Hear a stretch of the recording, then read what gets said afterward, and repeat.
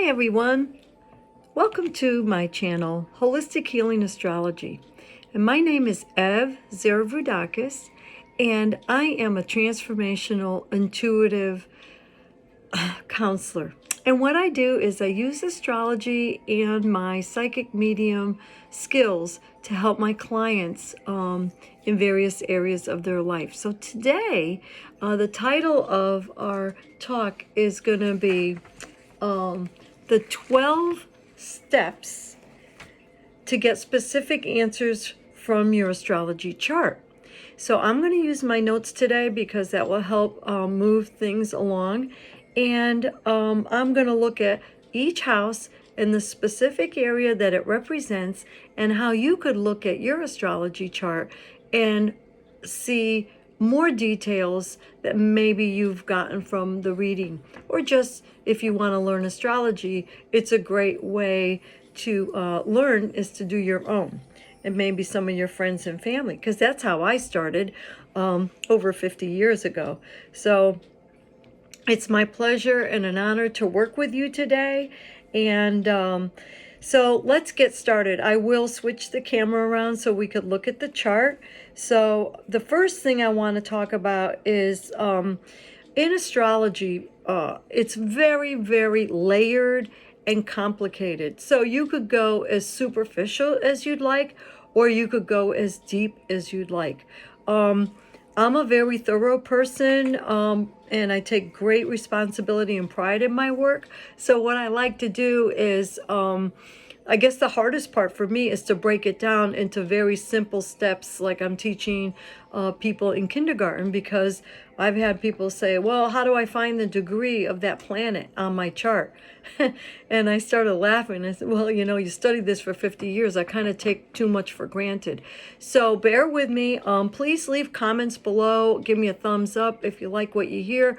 Go ahead and share this video with your friends if you find that other people are interested and you think it would be of value. So to start with, I am going to switch the camera around so we could look at the chart and see right here.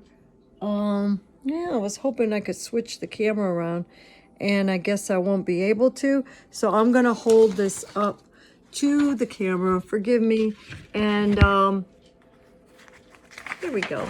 So right here we have the first house. So the first house represents who we are. It's also called the ascendant. So the first house starts right here, and this is the ascendant line, the eastern horizon.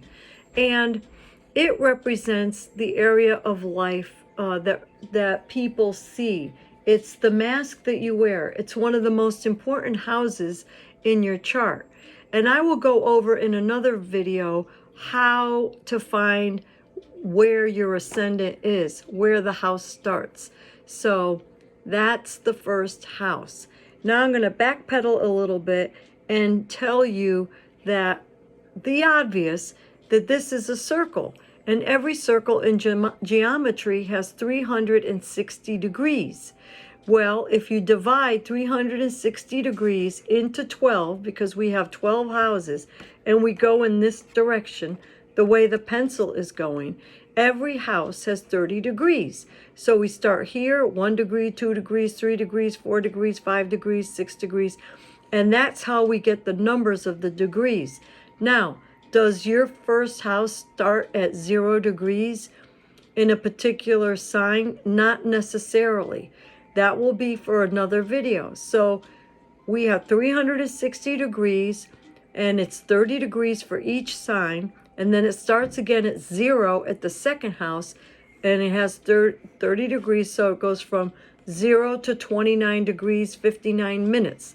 And then we start again at 0 on the third house, and we move along. That is very important for you to understand. Now, the second thing we have to understand is we have hemispheres. We have the hemisphere here and the hemisphere there. We will talk about that just briefly. The northern hemisphere is between house 1 through 6. And that deals with our ego. If you have a lot of planets in this area, mainly down here, that means you may be egotistical, subjective, and you like to do things alone. These are very generalizations.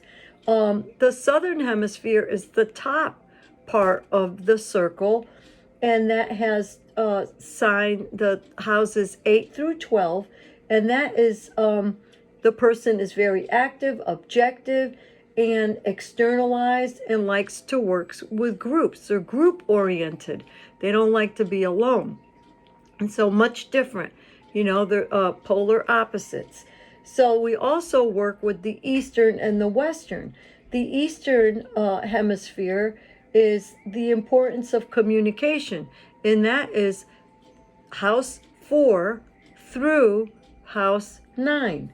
And that is, they depend on other people as well. And then we have the Eastern hemisphere, which is house 10 through 3. And that they are independent, and they take personal action. Okay, so these are rough generalizations when an astrologer looks at the chart. They look at the houses, and then they look and see where the planets are scattered. So the most important houses are called the angular houses, and that would be house 1, 4, 7, and 10. And they are the most important. Now, to prioritize, house 1 is the most important because it has to do with you. The second most important is up here, the 10th house, which has to do, that's the highest point of your chart. This is what is most important to you and how you stand out in society, your status. That's the 10th house and the highest. The second most important is, the third most important, pardon me, is your root. This tells you all about your roots, where you came from, what's important to you, about your family life, because that's the cusp. Cusp means the edge of the 4th house, which has to do with your home life. And then the last one is your relationships, house 7, and that's over here, and that tells you about the type of person that would be a good partner for you, etc., etc. So now I will drop down and let you see me again, and we're going to go through the houses step by step and go on. So the first house represents the appearance, your outward appearance, your personal habits. Also, it has to do with me. So that's the first house. There are many other keywords, but I want to keep it simple here. It's about I exist. I'm here for this reason. I am who I am. The second house represents, the second house is what you value, what is important to you as far as money, how you attract money, your finances, your inner resources, your income. The third house is about communication, how you learn, how you communicate, reading. It will tell you if you had trouble with school, early school. It talks about your peers, your younger peers, your siblings, thoughts, how you think, if you're left brain, it's a left brain intelligence, and it has to do with schools. The fourth house has to do with your roots, where you came from, your home life, your mother, your feelings, your emotions, and some people say your soul as well, and that's where I come from. And it's kind of the privacy stuff, like what goes on in the house stays in the house, that kind of thing. And your fifth house has to do with creativity, love. Love, you have children. And, creativity, we come up with the kids, romance, recreation, because we're having fun, amusement, generosity, the heart. These are all areas of the fifth house. Now, the sixth house has to do with service, and that's work environment. It's your job. It's everything you do day to day. It's also your habits, your lifestyle, how you eat, your health, all those important things. So it's the of service house. The seventh house, now we're getting into the other hemisphere, and that is about that's the southern hemisphere, even though it's on top. It's the southern hemisphere, and we talk about partnerships, marriages. It's more one-on-one, not community. And it's also open enemies, because once you become very close and that kind of thing, you become a little vulnerable. So that's why they say open enemies as well.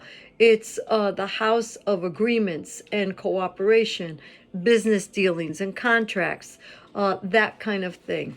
So the eighth house has to do with, now we're going into the secret areas, legacies, other people's money, and that is opposite the second house. So it's the second house is about your money. Now the eighth house, it's opposite of that. It's about other people's money, shared resources, hidden things, mysteries, and death, and that kind of thing, inheritances, finances through marriage or business. So that's the eighth house. Now the ninth house is opposite the third house. So it's not about your early childhood education. It's about higher education. It's about your idealism, wisdom, philosophy, religion, things that you learn when you get older. It's about spirit, gurus, teachings, also publishing and broadcasting, foreign languages, and overseas. That's the ninth house. Now the 10th house is opposite the fourth house. The fourth house is your home, but the 10th house is how you are outside of the home, your profession, your status, your commitment to life, your public image, your vocation. Now that's a little different from the sixth house. The sixth house, is your job, what you do every day. But your career path and your social status may be different. And that's where astrology really helps out, because you could differentiate the difference and say, oh, you know what, my job is in this area and I like doing that, but my career path is over here. And then you make it yours, and it melds together. It's your fame too. It also is your father and reputation. So the 11th house is opposite the fifth house. So now it's not about you having fun, with your family, just individuals. It is having fun with groups, social causes, your hopes and wishes, and society and humanitarian aspects, community networks, philanthropy, organizations. It's also an area of rebellion, laughter, sudden events, and inventions and futuristic space age thing. Also associations and goals. Okay, the 12th house is the most mysterious house, and that is opposite your sixth house, and that tells you about the sacrifices, the unknown, as far as the hidden, the spiritual connection. It's also like your dream state when you go to sleep. That's your reality there. It's dreams, it's rest, it's compassion, it's empathy, it's psychic abilities, it's what is hidden. It's also institutions, because if you're locked up in an institution like jail, that's hidden. It's also schools, hospitals, anything where you are inside this one big institution, one big building, so you kind of lose your identity. It's also self-undoing, because now it's not about you, it's about this whole entity of that institution, or that that area of life where you're isolated. Because when you sleep, you're isolated. You're just in your own space. And it's secrets as well. So that is everything that I wanted to talk about with the houses. If you have any specific questions, go ahead and write them down. Give me a thumbs up or share this video. And make sure you subscribe so you get your video right away. We put them out about once a week. It depends on what's going on, with the flow of traffic here. But everything is great. If you'd like to get a free newsletter that I put out once a month, go into our website, www.holistic.healingastrology.com. Go ahead and look around. You can see a lot more about me. I've been asked to do to teach astrology, and I've been asked to do a blog. But right now I'm focusing on my clients as far as the individual readings. But if you'd like to do a party, that would be great too. And we're also going to be doing a holistic expo in town in Virginia Beach, March 13th and 14th. So I'm on the social media platforms, Instagram and Facebook. So thank you again and have a wonderful day.